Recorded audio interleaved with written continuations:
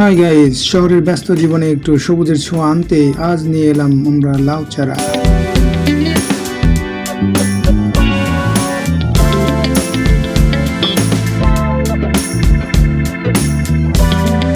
শহরের জায়গা কম, সমস্যা নেই, চাইলে আপনিও শুরু করতে পারেন নিজের ছোট্ট সবজি বাগান, যেমনটা আমরা করেছি আমাদের এই ছোট্ট জায়গাতে।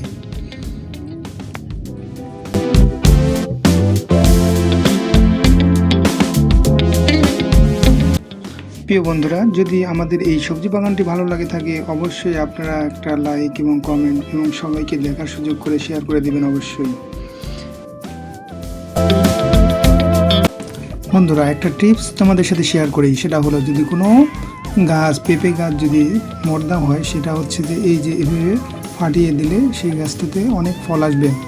অর্থাৎ মেয়ে পেঁপে গাছে যে পরিমাণ ফল আসে, ছেলে গাছে কিন্তু সেরকম ধরনের ফল আসে না।